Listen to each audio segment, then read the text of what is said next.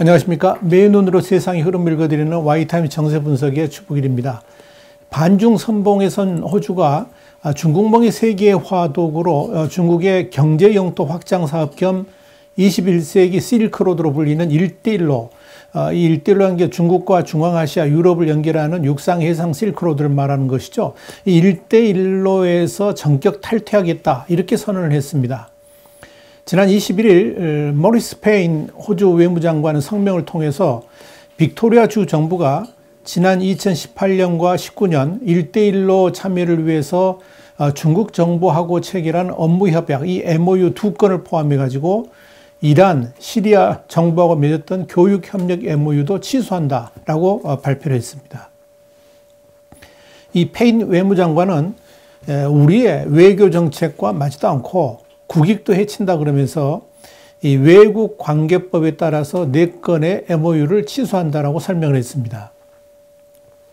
특히 중국하고 맺은 두 협약은 중국 정부하고 기업이 빅토리아주에 투자를 하고 주 역시 중국이 주도하는 각종 사업에 참여한다, 이런 내용을 담고 있습니다. 이 페인 외무장관이 거론을 했던 외국관계법이라는 게 뭐냐면 이 호주 연방정부가 지난해 도입한 겁니다. 이 내용이 뭐냐면 주정부, 주의회, 대학까지 포함해가지고 대학이 체결한 국제협정을 검토하고 거부권을 행사해서 취소할 수 있도록 하는 그런 내용이 담겨 있습니다. 그런데 이 법이 중요한 의미를 갖는 이유가 뭐냐면 사실상 중국의 영향력 확대 프로그램인 일대일로를 막기 위해서 스콧 모리슨 호주 총리가 주도해가지고 제정했기 때문에 그렇습니다. 모리슨 총리는 당시에 다른 나라가 호주 지방정부하고 협정을 맺어가지고 주권을 약화시키려 한다면 우리 스스로를 보호해야 된다라고 강조를 했었습니다. 특히 이 법의 적용 범위를 대학까지 포함시킨 것도 호주 내 대학에 퍼져 있는 공자학원을 염두에 뒀기 때문인 것으로 보입니다. 그런데 이번에 이 호주 정부가 빅토리아 주 정부의 MOU를 문제 삼은 이유가 뭐냐면 빅토리아 주의 데니얼 앤드루스 주 총리가 유독 친중적인 정책을 펼쳐왔고요. 또 일대일로 참여에도 적극적이었기 때문인 것으로 보입니다. 그는 중국의 투자를 유치를 하고 더 많은 일자리와 사업 기회를 창출한다, 이런 이유를 대면서 일대일로 사업 참여에 적극적이었는데요. 이번에 연방정부에서 제동이 걸린 겁니다. 호주 연방정부가 자국 지역 정부가 외국과 체결한 협약을 파기한 거, 이건 이번이 처음 있는 일입니다. 빅토리아 주는 지금 지도에서 보시는 바와 같이 남동부 끝에 있습니다. 주도는 멜버른입니다. 빅토리아 주는 호주 8개 지방 정부 중에서 최대 도시 시드니를 보유한 뉴사우스 웨일스 주에 이어서 두 번째, 인구, 경제력 두 면에서 다 두 번째를 차지하고 있어서 당연히 이 호주 내 다른 주에도 파급 효과가 큽니다. 그래서 이 중국은 이 빅토리아 주하고 MOU를 대대적으로 홍보를 하면서 외연을 넓히는 작업을 해왔었습니다. 사실 호주는 지난 2018년 8월에 이 반중 성향이 강한 우파 자유당 출신의 스콧 모리슨 총리가 취임하면서부터 코로나19 발원지 논쟁, 또 중국의 무역 보복, 또 중국을 겨냥한 미국, 호주, 일본, 인도 4개국 협력체인 쿼드 가입, 이런 걸 거치면서 이 중국과의 관계가 악화 일로를 걸어왔죠. 결국 중국은 이 모리슨 총리의 반중 포석에 격하게 반발하면서 호주를 향한 무역 보복에 나서기도 했었습니다. 이렇게 호주에서 지금 이 일대일로 파기가 일어나는 이 와중에 지난 21일에는 중국 일대일로 정책의 핵심 수용 국가인 파키스탄에서 능웅 이 파키스탄 주재 중국 대사를 노리는 것으로 보이는 호텔 폭탄 테러가 발생해가지고 주목을 끌고 있습니다. 중요한 것은 이 폭탄 테러 발생 지점이 문제인데요. 이 테러가 발생한 파키스탄 남서부의 발리치스탄 주는 일대일로의 거점인 과다르 항구가 있습니다. 일대일로 사업이 확대되면서 당연히 대중국 경제 종속도 심해지는 결과를 가져왔는데 여기에 대해서 현지 주민들의 불만과 반발이 거셌다고 합니다. 그런 지역에서 중국 대사를 겨냥해 가지고 이 자살 폭탄 테러가 발생했다는 점은 아주 의미가 큽니다. 아흐마드 파키스탄 내무장관은 테러로 최소 4명이 숨지고 12명이 다쳤다 그러면서 능대사를 단장으로 하는 중국인 대표단 4명이 이 호텔에 투숙했지만 폭발 당시에 외부 행사에 참석하고 있었다 이렇게 말을 했습니다. 그래서 이걸 보면 이 중국 측 인사의 피해는 없는 것으로 보입니다만은 이 사건이 주는 충격은 아주 큽니다. 중국은 1대1로 사업의 중요한 축으로 당시만 해도 이 허허벌판에 불과했던 과다르 항구를 아랍에미리트, 두바이 등에 막먹는 세계적인 물류 허브로 키우겠다. 그러면서 지난 2001년에 파키스탄하고 계약을 맺었습니다. 그러면서 앞으로 40년간 이 항구 운영 수입의 91%가 중국에 돌아가고요. 파키스탄 나머지 9%만을 얻는 이 철저하게 중국 위주의 일방적 계약을 맺었습니다. 그래서 파키스탄 내에서 비판 여론이 높았던 겁니다. 더더욱 이 계약을 하고 20여 년이 지났습니다만 지금까지 개발이 지지부진한 상태입니다. 그러니까 주민들의 분노가 들끓고 있는 상황이죠. 특히 파키스탄 내에서 중국에 대한 여론이 악화되는 중요한 이유가 뭐냐면 바로 중국의 1대1로의 일방성과 더불어서 1대1로 자체가 빈곤국을 사실상 중국의 경제 식민지로 만드는 사업이기 때문에 그렇습니다. 지난 2015년 중국의 시진핑 주석은 파키스탄을 방문해가지고 중국 본토에서 과다르 항까지 이어지는 철도, 도로 이것들을 개설하는데 한 460억 달러, 한 53조 원 규모의 중국 파키스탄 경제회랑 건설 사업을 추진하겠다. 이렇게 포부를 밝힌 바 있었죠. 그런데 이 사업 역시 중국이 투자라는 명목하에 인프라를 건설해주고 돈까지 빌려주기는 합니다만은 그리고 이 사업 모두 중국 사람들이 와서 중국 건설에서 하는 거죠. 근데 이 사업으로 인해 나오는 모든 이득은 중국이 회수해가는 불리한 구조입니다. 그래서 사실상 그 나라 경제는 물론이고 땅까지도 중국이 차지해버리는 불공정 구조가 심각하기 때문에 이 격한 비난의 대상이 되고 있다. 이렇게 보시면 될 겁니다.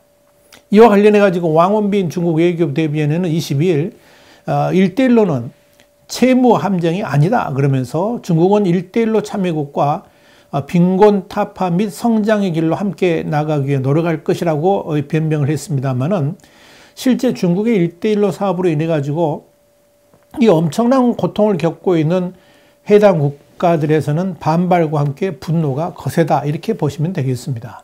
그런데 말입니다. 이미 우리 신문은 지난 2월 9일 유튜브로는 679회차인데요. 난관에 부딪힌 1대1로 중경제의 심각한 타격이라는 제목의 정세 분석을 해드린 바 있습니다. 여기서 시진핑 중국 국가주석이 야심차게 추진 중인 1대1로 프로젝트에 대한 약 15개의 주요 투자 계획이 어그러지면서 난관에 봉착했다. 이런 보고서 내용을 여러분께 설명을 해드렸었는데 이게 영국의 비정부 기구인 해외개발연구소 ODI가 낸 보고서를 인용해서 말씀드렸었습니다. 당시 중국 코로나19 복구, 개발도상국에 대한 외부 투자 욕구와 시사점이라는 다소 긴 제목의 보고서를 여러분께 설명을 해드렸었습니다. 그때 거기서 신종 코로나 바이러스로 인해 가지고 시진핑 중국 국가주석이 경제 영토 넓히기 전략으로 추진한 1대1로 프로젝트가 작년에 취소와 지연, 차단, 중단 등의 각종 어려움에 맞닥뜨렸다라고 설명드렸었습니다. 이와 함께 국가안보라든지 지정학적 요인 역시 다수의 1대1로 프로젝트에 부정적인 영향을 준 것으로 분석이 됐었습니다. 여기에는 호주, 인도, 루마니아, 베트남 등지의 1대1로 프로젝트가 차단된 경우 여기에다가 주목을 한 바 있습니다. 결국 이 중국의 1대1로가 과거 미국이 빈곤국이라든지 개발도상국에 지원해 주던 조건 없는 방식이 아니고 사실상 1대1로를 통해서 지원을 해 주는데 이걸 매개로 해가지고 중국의 야심을 채우려고 하는 그 저의가 돌출되면서 지금 많은 문제들을 일으키고 있는 겁니다. 이런 중국의 야심을 그대로 드러낸 이가 바로 중국의 국제정치학자 옌셔퉁입니다. 그는 이 역사의 관성이라는 책을 통해서 앞으로 10년 중국의 급부상에 성공함으로써 미국과 패권을 양분하는 세계 구도가 정착될 것이라고 했는데요. 바로 그런 패권 장악의 구체적인 실행 방안으로 준비된 프로젝트가 바로 1대1로인 겁니다. 사실 이 중국이 외국에 빌려준 자금 대부분은 2013년 이후 1대1로 프로젝트에 관련된 차관입니다. 문제는 중국이 1대1로 관련국에 투자를 했다가 돈을 받지 못하는 경우 경영권을 장기간 갖는 방식으로 해결한다는 점입니다. 이렇게 가지고 저개발 국가에 대한 중국의 침투가 점점 폭을 넓혀가고 있는 거죠. 자, 그러다 보니까 중국이 1대1로가 곳곳에서 파열음을 내고 있는 겁니다. 빚더미에 오른 주요 참여국들 사이에서 벌매는 소리가 터져 나오기 때문입니다. 중국과의 1대1로 프로젝트로 인해 가지고 빚더미에 빠진 대표적인 나라들은 몽골과 미얀마를 비롯해 가지고 파키스탄, 스리랑카, 몰디브, 몬테네그로, 지부티 등입니다. 그런데 이 중국의 1대1로 확장 야욕 때문에 무작정 투자했던 사업비들이 제때 회수되지도 않고 또한 개발도 지연되면서 되려 중국이 심각한 위기를 맞고 있습니다. 경제 규모가 우리나라의 3% 수준에 불과한 아프리카 남부 국가 잠비아가 지난해 11월 14일 해외 채권단에게 4,250만 달러, 그러니까 470억 원의 이자를 지급하지 못하겠다고 밝히면서 코로나 이후에 첫 디폴트, 그러니까 채무 불이행 국가가 됐죠. 이 소식에 가장 충격을 받은 건 다름 아닌 중국입니다. 잠비아가 보유한 해외 채무 한 120억 달러 정도 되는데 우리가 또 한 13조 원 정도 됩니다. 이 가운데서 30억 달러, 그러니까 4분의 1 정도가 누가 빌려줬느냐? 중국이 빌려줬는데 이 중국은 결국 돈을 떼일 수밖에 없는 처지가 됐습니다. 자, 문제는 이런 식으로 거의 2천조 원 가까이 1대1로 개발 명목으로 여기저기 뿌려댔는데 이 코로나 팬데믹이 겹치면서 상당 금액이 회수 불능 상태에 빠져들게 된 겁니다. 자, 이건 곧바로 중국 경제까지 심대한 타격을 입힐 수밖에 없는 상황으로 번져가고 있습니다. 우선적으로 주요 자금 공급원인 중국개발은행, 중국진출은행 이런 국영기업들이 타격을 입게 될 겁니다.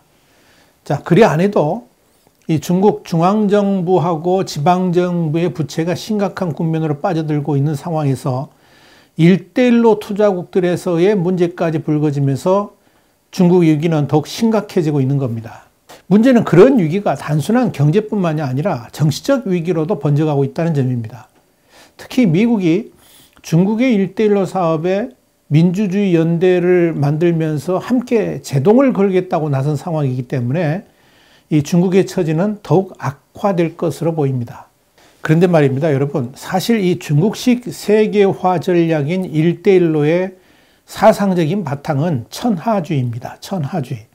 다시 말씀드려서 이 시진핑 주석의 핵심 정치 아젠다인 중국몽은 중화민족의 위대했던 시기를 복원하겠다. 이런 국가 비전이고요.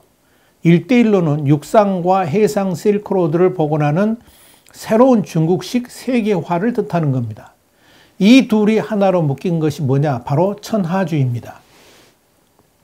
이 천하주의는 중국식 코스모폴리타니즘 같은 개념인데요. 인종 및 지리적 경계를 초월하는 문화화 가치 체계다. 뭐 이렇게 정의할 수 있을 겁니다. 이를 위해서 내적으로는 부패와의 전쟁을 통해서 공산당 중심의 중국 건설에 매진하고 또 외부적으로는 1대1로를 통해서 강했던 한나라, 융성했던 당 시기를 복원하자. 이런 중국몽으로 정리를 할 수가 있는 겁니다. 이런 천하주의의 1차 완성 시기를 공산당 창당 100주년인 2021년 올해죠. 이 올해로 봤고요. 완벽한 총체적 마무리를 중화인민공화국 100주년인 2049년에 맞추고 있는 겁니다. 그때가 바로 세계 1위 패권 국가로 중국이 우뚝 선다. 이런 계획을 가지고 있는 거죠. 그래서 사실 1대1로를 바로 1차 목표 시기로 잡았던 올해 1단계를 마무리하고 이걸 도약대로 삼아가지고 본격적으로 중국의 세계화를 이뤄가려고 했습니다만은 곳곳에서 그 핵심 고리인 1대1로 사업이 파열음을 내면서 중국의 천하주의가 뿌리부터 흔들리고 있다. 이렇게 보시면 될 겁니다. 1대1로 프로젝트가 흔들린다는 것은 시진핑 주석의 위기로 직결됩니다. 자, 그런 관점에서 이 시진핑 주석에게 최대의 고비인 올해 그리고 내년 2022년을 어떻게 극복해 나갈 것인가가 세계인들의 주목 대상으로 이렇게 부각되고 있는 겁니다. 와이타임 정세분석이었습니다. 다음 시간에 뵙겠습니다. 감사합니다.